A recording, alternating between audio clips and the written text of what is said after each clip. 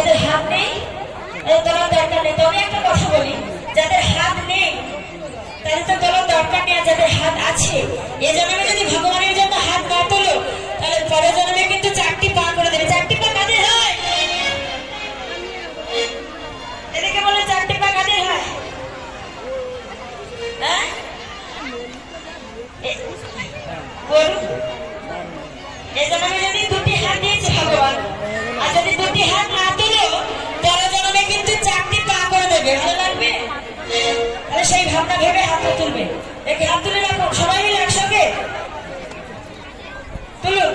বাহ,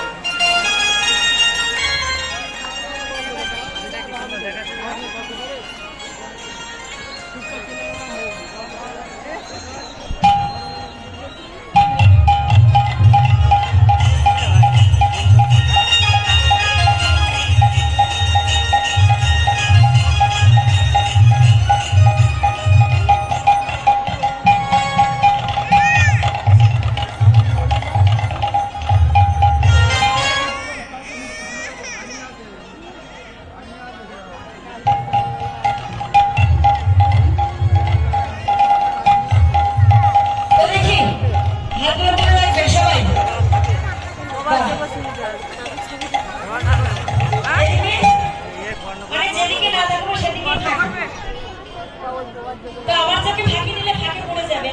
ভগবান অন্তর্যামী দেখতে পাচ্ছে যে শহীদনগর হরিবাসনে এসে হরিনাম শুনতে এসে কে কে ফাঁকি দিচ্ছে।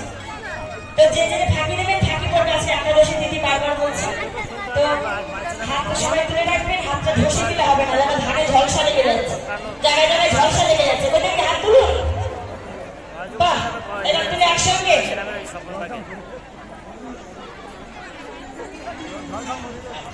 तेरा धीप जो दिया शमर नदी आई सोची माये तुला लिया नीचे नीचे जा